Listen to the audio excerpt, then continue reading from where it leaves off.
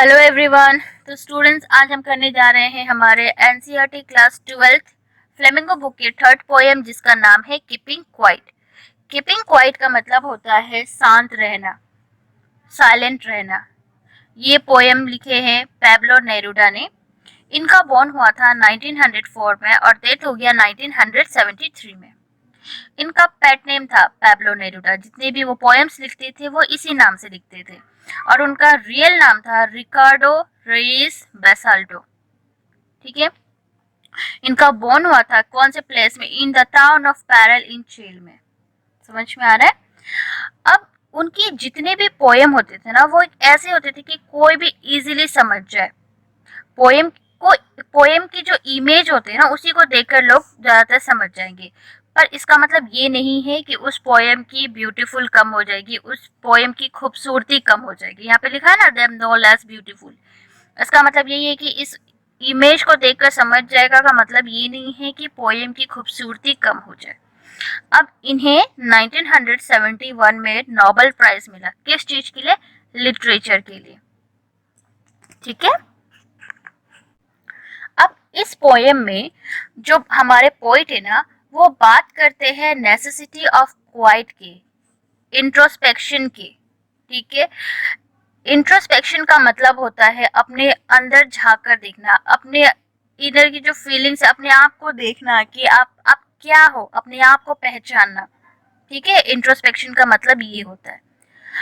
अब उस फीलिंग्स को क्रिएट करना, जैसे कि जो एक म्यूचुअल अंडरस्टैंडिंग हो ह्यूमन बींग्स के अंदर। मान लो कि मैं ह्यूमन हूँ, ठीक है, तो दूसरे ह्यूमन की क्या फीलिंग्स है, किस तरह रहना है उनके साथ में बिना उन्हें हार्म पहुंचाए, उनके लिए भी कुछ सोचना। तो ये सब है। तो अब यही है कि इस पोएम का टाइटल क्या है। यहाँ पे दिया गया है कि before you read, what does the title of the poem suggest to you.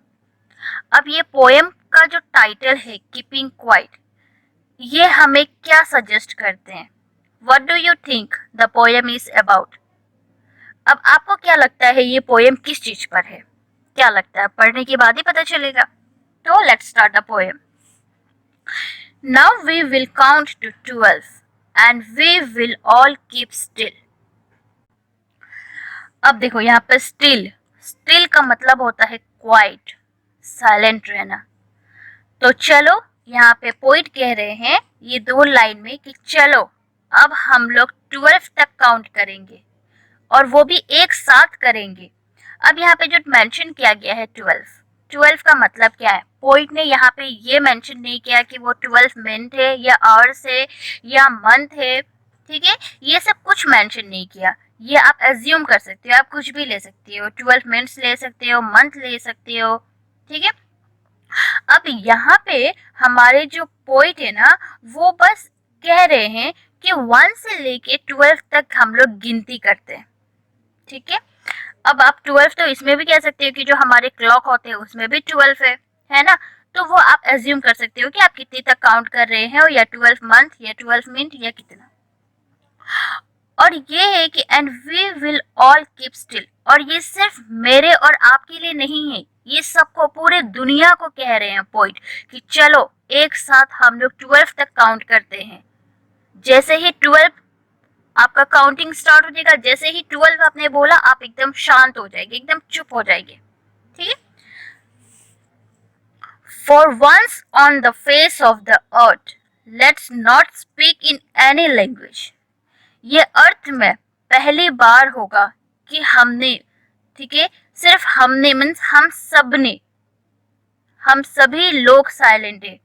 कोई किसी भी लैंग्वेज में बात नहीं कर रहा, किसी भी लैंग्वेज में। अब देखो, अगर मान लो कि मैं कुछ बोलती हूँ, मैं हिंदी में कुछ बोल रही हूँ, आप भी कुछ अलग लैंग्वेज में यूज करेंगे बात, तो सब क्या होगी कि जितने भी हमारे लैंग्वेज है, लैंग्वेज से ही तो सारी प्रॉब्लम स्टार्ट होती है ना। मान लो कि मैंने आपसे हिंदी में बात कर ली, आपको हिंदी आती, मैंने किसी के बारे में आपसे कोई गलत बात कर ली, तो वो क्या हो जाएगी? कुछ मिसअंडरस्टैंडिंग हो जाएगी, है ना? तो अलग अलग लोग अलग अलग लैंग्वेज हो जाते हैं। तो पोइट ये कह रहे हैं कि अर्थ में चलो पहली बार हम ऐसे करते हैं कि बस कुछ टाइम के लिए हम चुप हो जाते हैं बिना कोई लैंग्वेज यूज किए। किसी लैंग्वेज का यूज नहीं करना, किसी भाषा का यूज नहीं करना, बस कुछ second. Let's stop for 1 second and not move our arm so much. तो वही कह रहे हैं कि चलो सिर्फ 1 सेकेंड, सिर्फ 1 सेकेंड के लिए स्टॉप हो जाते हैं। और यहाँ पे जो कह रहे हैं ना कि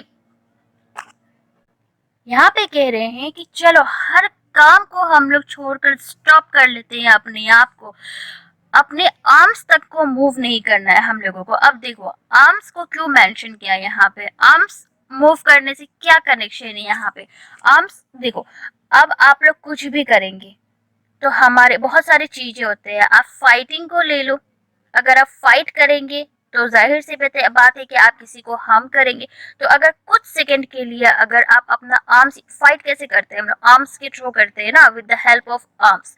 तो अगर आपने आर्म्स यूज नहीं किया, आपने फाइट नहीं किया, तो कुछ सेकंड के लिए आप वो किसी को हार्म करने से बच सकते हो, है ना। कुछ सेकंड के लिए अपने आर्म्स को यूज मत करो, बस सब शांत रहो और कुछ मत करो। It would be an exotic moment without rush, without engines. अब जब हम क्वाइट रहेंगे, अब जब हम सभी लोग साइलेंट रहेंगे, तो ये कितना यूनिक मोमेंट होगा, है ना। एक्सोटिक का मतलब होता है इंटरेस्टिंग कह सकते हो, यूनिक, स्ट्रेंज, ठीक है। तो अब जब हम सभी लोग क्वाइट रहेंगे तो ये कितना यूनिक मोमेंट होगा, इतना स्ट्रेंज मोमेंट होगा ना, जैसे कि आज से पहले कभी नहीं हुआ, कभी भी नहीं हुआ। मान लो कि आज मैं साइलेंट हूँ तो थोड़ी इसका मतलब ये है कि सारी दुनिया मेरे साथ साइलेंट है, ऐसा तो नहीं हुआ। बट पोइट कह रहे हैं कि सिर्फ कुछ सेकंड के लिए सारा दुनिया में जितने भी लोग हैं सभी लोग साइलेंट हो जाए। तो है ना, कितने यूनिक और कितने स्ट्रेंज मोमेंट। अब आप खुद सोचो कि कितना अजीब होगा वो मोमेंट। ना ही कोई रश होगा, मीन्स भीड़ दौड़, भाग दौड़, ये सब कुछ नहीं होगा। ना ही हम भाग दौड़ की आवाज होगी, ना ही कोई मशीन, ना ही कोई इंजन, ये सब चलने की आवाज होगी। कितने स्ट्रेंज मोमेंट होंगे वो। They would all be together in a sudden strangeness. तो यहाँ पे कह रहे हैं कि हम सब लोग साइलेंस रहेंगे एक साथ और ये बहुत ही स्ट्रेंज मोमेंट रहेगा। Fishermen in the cold sea would not harm whales. Fishermen जो मछली पकड़ रहा है वो भी कुछ टाइम के लिए रुक जाए। पॉइंट ये कह रहे हैं कि जो फिशरमैन है, जो मछलियां पकड़ता है डेली, वो भी कुछ टाइम के लिए साइलेंट हो जाए, एकदम साइलेंस हो जाए, कुछ ना करे, वो वहीं पे स्टॉप हो जाए। और वो लोग भी कुछ टाइम के लिए अगर स्टॉप हो जाएंगी तो आप खुद सोचो कि कितने सारे मछलियां ऐसे हैं जिनको हार्म नहीं पहुंचेगा, है ना। तो इसलिए पॉइंट यहाँ पे उन फिशरमैन को भी कह रहे हैं कि बस तुम लोग भी कुछ टाइम के लिए क्या हो जाओ, साइलेंस हो जाओ। And the man gathering salt would look at his hurt hands. अब यहाँ पे पॉइंट उन लोगों को भी कह रहे हैं जो समुंदर के अंदर से सॉल्ट निकालते हैं, और अपने हाथों को देखो कि सॉल्ट निकालने की वजह से उनके हाथों पे कितना हर्ट हुआ, कितना हार्म पहुंचा उनके हाथों को।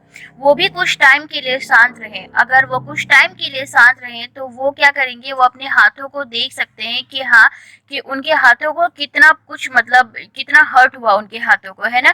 जो उन्होंने आज से पहले कभी भी नोटिस नहीं किया कि काम के चक्कर पे वो जो सॉल्ट निकालते थे आपके समुंदर से, उस वक्त उन्होंने कभी नोटिस नहीं किया कि उनके हाथों में कितना ज्यादा, मतलब वो कह सकते हैं आप, हार्म पहुंचा हो, कितना ज्यादा हर्ट हुआ हो उनके हाथ को। तो अगर वो कुछ टाइम के लिए साइलेंट हो जाएंगे तो क्या होगा, उनके हाथों को मतलब ठीक होने का मौका मिलेगा, है ना। अब फिर देखो पोइट क्या कहते हैं। Those who prepare green words with gas, words with fire. अब वो लोग भी साइलेंस रहे जो ग्रीन वर्ड्स प्रिपेयर करते हैं। ग्रीन वर्ड्स का मतलब होता है, मतलब आप कह सकते हो कि नेचर का वार, जैसे कि डिफॉरेस्टेशन, ठीक है। वो लोग भी शांत हो जाए कुछ टाइम के लिए। अब देखो यहाँ पे नेचर का वार कैसा होता है। फिशरमैन लोग जो फिश को पकड़ते हैं वो भी एक नेचर का ही हार्म हुआ ना। फिश कितना वो है, लेकिन उसे हार्म पहुंचाता है। कौन? फिशरमैन। जो लोग खुदाई करते हैं, रिवर पे कचरे फेंकते हैं, ये सभी लोग शांत हो जाए कुछ टाइम के लिए। अब यहाँ पे जो मेंशन किया गया है, Wars with gas, Wars with fire. अब इसका मतलब ये है, वॉर जो आप जो कह रहे हैं ना यहाँ पे कि वॉर से फायर, सॉरी वॉर से वार, आई एम सो सॉरी, जो गैस से वार बोल रहे हैं ना यहाँ पे, तो गैस से वार का मतलब ये होता है कि किसी पॉइजन, किसी केमिकल से वार। जैसे कि जब गैस से वार होता है ना, तो हम सभी लोगों को प्रॉब्लम होती है, एनिमल्स को, ह्यूमन को, प्लांट को, सभी लोगों को। दुनिया में जितने भी लोग होते हैं, जितने भी लिविंग थिंग्स होते हैं, सबको ये क्या हो जाती है, प्रॉब्लम होती है उन्हें। तो वो सभी लोग रुक जाए, कुछ टाइम के लिए रुक जाए, ऐसा ना करे। ठीक है। अब यहाँ पे है कि फायर से वार होना चाहिए। यहाँ पे जो मतलब है कि वार्स विथ फायर। अब जो जो लोग वार करते हैं ना फायर से, वो लोग भी कुछ टाइम के लिए रुक जाए। अगर वो लोग कुछ टाइम के लिए रुक जाएंगे, तो कितने लोग ऐसे होंगे जो मरने से बच सकते हैं, कुछ टाइम के लिए क्या रहेंगे, उनके जान बच जाएंगे। कैसे? अब फायर से वार कैसे होते हैं? आप कह सकती हो कि जो आर्मी लोग फाइट करते हैं, जो आर्मी लोग आपके युद्ध करते हैं ना, तो उनमें क्या होता है, फायर यूज किया जाता है ना। तो अगर वो किसी पे फायरिंग ना करे, तो कितने सारे ऐसे लोग हैं जो बच जाएंगे, उनके जान बच जाएंगे। सिर्फ यहाँ पे आर्मी मैन को ही हम लोग इंक्लूड नहीं कर सकते, कितने सारे ऐसे, आप एक विलन को ही ले लो ना, अगर वो एक क्रिमिनल को ले लो, अगर कोई क्रिमिनल किसी भी बेगुनाह इंसान को अगर फायरिंग ना करे, उस वक्त वो भी शांत रहे, तो कितने ऐसे बेगुनाह लोग हैं जो बच जाएंगे। तो उन्हें भी क्या कह रहे हैं, पोइट कुछ टाइम के लिए शांत रहने को कह रहे हैं। Victory with no survivor. अब पोइट कहते हैं कि ऐसे जीत, ऐसे ऐसे मतलब विनर का क्या फायदा कि कोई सर्वाइवर ही ना बचे। हम लोग ऐसे जो कर रहे हैं यहाँ पे, किसी को फायरिंग कर रहे हैं, ग्रीन वॉर्स कर रहे हैं, जो फिशरमैन है वो लोग मछलियों को हार्म कर रहे हैं, ऐसे सर्वाइवर, ऐसे जो विनर का क्या फायदा? आप खुद बताओ, क्या फायदा? ऐसा कोई फायदा नहीं, ऐसे जीत का क्या फायदा जहाँ पे लोगों की जान जाए। तो पोइट ये कह रहे हैं, would put on clean clothes. अब जाओ क्लीन क्लोथ्स पहनो। ठीक है। अब यहाँ पे जो क्लीन क्लोथ्स का मतलब कहा गया है कि जितने भी लोग हैं, जो एनिमल्स हो, ह्यूमन हो, जिस किसी को भी हार्म करते हो, आप लोगों ने देखा होगा कि वो लोग तो बहुत ज्यादा गलत काम करते हैं, तो उनके जो कपड़े होते हैं ना, वो लोग गंदे हो जाते हैं। कपड़े गंदे होने का मतलब ये नहीं हो कि पुराना कपड़ा या उस पे कुछ दाग लगा हो, ऐसा कुछ नहीं है। पोइट कह रहे हैं कि उस गंदे कपड़े को छोड़ो, जो हमारे जो ओल्ड थॉट्स है ना, जो हमारे गंदे थॉट्स है, उसे क्लीन करो और नए थॉट्स लेके आओ, नए कपड़े पहनो। ठीक है। वो ये नहीं कह रहे कि घर पे जाओ और घर पे जाके अपने नए नए कपड़े पहन लो, it doesn't mean.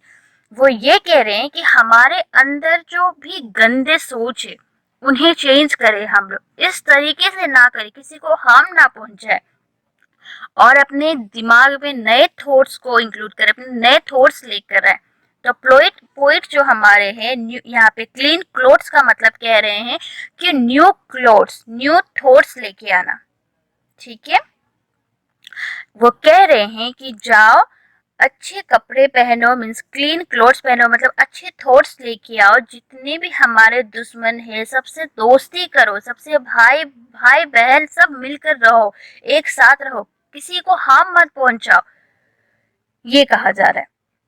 And walk about with their brother in the shade doing nothing.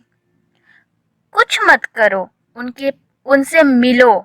ठीक है। वो कह रहे हैं कि हमारे जो पोइट कहते हैं कि गंदे कपड़े को छोड़ो, new clothes, new clothes, clean clothes पहनो, और कुछ मत करो, बस सबको अपना भाई बहन समझो, और उनके साथ एक शेड में, एक छाया में चलो, और वहां पे जाके इंट्रोस्पेक्शन करो। इंट्रोस्पेक्शन का मतलब होता है वहां पे जाके एकदम साइलेंस बैठो, और एकदम अपने आप, मतलब अपने आप को समझने की कोशिश करो, अपने मतलब बोलते हैं ना कि अपने अंदर झांक कर देखना, वो कोशिश करो। इंट्रोस्पेक्शन का मतलब ये होता है, मैंने पहले भी बताया। तो पोइट ये कह रहे हैं, ठीक है, अगर हम ऐसा करेंगे तभी तो हम कुछ सोच पाएंगे, है ना, वरना दुनिया की भीड़ में इतने ज्यादा हम लोग बिजी हो जाते हैं कि हमें कुछ पता नहीं चलता कि हम क्या सही कर रहे हैं क्या गलत कर रहे हैं, कुछ भी हमें पता नहीं होता। तो जब तक हम लोग अपने अंदर झांक कर नहीं देखेंगे हम लोग क्या है क्या नहीं कर सकते, तब तक हम लोग कुछ भी सही चीज को नहीं कर पाएंगे। What I what I want should not be confused with total inactivity। अब मैं ये नहीं कह रहा, ठीक है, पोइट ये कह रहे हैं कि अब मैं ये नहीं कह रहा कि कुछ मत करो, जाकर बस सो जाओ घर पे, मैं ये नहीं कह रहा, मैं ये कह रहा हूँ, मैं तो बस ये कह रहा हूँ कि अपने अंदर देखो, अपने आप को समझने की कोशिश करो। मैं ये नहीं कह रहा कि अपने आप को इनएक्टिव में रखो, जाकर सो जाओ, ये नहीं कह रहा, ठीक है। Life is what it is about. I want no truck with that. Life तो खुद एक्टिविटी से भरा हुआ है, इतना एक्टिविटी से भरा हुआ है, तो मैं ये तो नहीं कह रहा कि इन एक्टिविटी में रहो, एक्टिविटी में रहो बट गलत चीजें मत करो, ठीक है। मैं तो बस चाहता हूँ, पोइट कह रहे हैं कि मैं तो बस चाहता हूँ कि कोई किसी को हार्म ना करे, किसी की डेथ ना हो, ये सबको इग्नोर करने की कोशिश करें हम, ठीक है। जो हम लोग मरने से पहले कितने सारे गलत गलत गलत चीज कर लेते हैं, वो सभी चीजों को हम लोग क्या कर रहे हैं, इग्नोर अवॉइड करने के लिए कह रहे हैं point. If we were not so single-minded about keeping our lives moving and for once could do nothing। Point यहाँ पे कह रहे हैं कि अगर अगर हम सिंगल माइंडेड नहीं होते, मतलब सेल्फिश नहीं होते, हम सिर्फ अपने आप के बारे में नहीं सोचते, ठीक है, तो कितना अच्छा होता। हम उनके बारे में सोचते जो आज तक हमने कितनों को हर्ट किया, हमें उनके बारे में सोचना चाहिए, ना कि सिर्फ सेल्फ माइंडेड होना चाहिए, ना कि सिर्फ अपने बारे में सोचना चाहिए। हम क्या करें कि हम लोग सिर्फ क्या करते हैं कि आजकल के टाइम में कितने लोग बिजी हो जाते हैं, सिर्फ अपने बारे में सोचते हैं, है ना। तो क्या हुआ, अपने बारे में सोचना मीन्स सिंगल माइंडेड होना, एकदम सेल्फिश होना, ऐसे ही होता है ना। अब यहाँ पे है मेंशन किया गया है कि for once could do nothing perhaps a huge silence. अब हम कुछ ना करें, सिर्फ अपने आप को समझने की कोशिश करें, वो हमारे सैडनेस को थोड़ा तोड़ देगा। अब सैडनेस किस तरह का सैडनेस है यहाँ पे, सैडनेस तो आप उस तरह का कह सकते हो कि हम लोग जो उस सैडनेस को तोड़ देगा जो आज तक हमने अपने आप को नहीं समझा, उस सैडनेस को तोड़ देगा, टू अंडरस्टैंड आवर सेल्फ, ठीक है, of never understanding our self. मैंने कहा ना कि उस सैडनेस को तोड़ देगा कि आज तक हमने आपको कभी नहीं समझा, and of threatening our self with that. और हम क्या करते हैं, हम अपने आप को सिर्फ डराते हैं, किस चीज से, मौत से, अपने डेथ से डराते। कैसे कैसे फेयर कराते हैं अपने आप को कि अरे मैं तो कुछ दिनों में मर जाऊंगा, मरने से पहले मुझे ये करना है, मुझे वो करना है, हर चीज इसी चीज में हम बस इन्वॉल्व हो जाते हैं और गलत गलत चीज करने लग जाते हैं हम लोग। Perhaps the earth can teach us as when everything seems dead and later proves to be alive। देखो पोइट ने कितनी अच्छी बात कही है यहाँ पे कि अर्थ ने हमें कितना कुछ सिखाया, ठीक है, इतना कुछ सिखाया है कि वो ये कह रहे हैं कि अर्थ ने हमें ऐसा टीच किया, हमें इतना कुछ सिखाया, वो ये सिखा रहे हैं अर्थ कि जब सब कुछ डेड हो जाता है उसके बाद जब नया जन्म होता है ना, तो आप लोग देखेंगे कि वो और ज्यादा सुंदर होता है। अब पोइट यहाँ पे ये नहीं कह रहे कि कोई इंसान मर जाएगा या कोई लिविंग थिंग्स मर जाएगा तो उसके बाद फिर उसका नया जन्म होगा तो वो बहुत सुंदर होगा, पोइट यहाँ पे ये नहीं कह रहे, ठीक है। पोइट का कहने का मतलब है कि अगर मान लो कि आपने क्या किया, आपने इनर फीलिंग्स को समझा, आपने समझा कि आज तक आपने कितना गलत किया, है ना, तो वो क्या हो जाएगा, आपके जो नेगेटिव थॉट्स है ना वो मर जाएगा हमेशा के लिए। उसके बाद जो नया थॉट्स आएगा आपके लिए, वो लाइफ नए थॉट्स के साथ जब आप जियोगे ना तो वो कितना सुंदर लाइफ होगा आपका। पोइट यहाँ पे ये कह रहे हैं। अब लास्ट लाइन है, now I will count up to 12 and you keep quiet and I will go. अब पोइट कहते हैं कि अब चलो, मुझे जो करना था, मुझे जो मैसेज देना था मैंने दे दिया, ठीक है, अब तुम लोग मिलकर काउंट करो, अब मैं यहाँ से चलता हूँ। तो पोइट कहते हैं कि मुझे तो जो समझाना था, मुझे जो मैसेज देना था पोइम के थ्रू, वो मैंने दे दिया सभी को। तो अब मैं चलता हूँ मीन्स ये स्क्रीन से चलता हूँ, जो मैं ये पोएम के थ्रू आप लोगों को बताने की कोशिश कर रहा हूँ वो मेरा काम हो गया। तो अब मैं चलता हूँ, अब मैं कुछ और मैसेज दूंगा कुछ लोगों को कुछ और तरीके से। तो पोइट यहाँ पे ये कह रहे, तो देखो यहाँ पे लास्ट लाइन में है कि आई विल गो मीन्स मैं जा रहा हूँ, ये चीज को ध्यान रखना, ठीक है। तो आई होप आप लोगों को मेरी ये पोएम समझ में आया हो, कीपिंग क्वाइट। और कोई भी डाउट्स हो आप लोग मुझे कमेंट में कह सकते हैं। Thank you so much, take care, bye bye.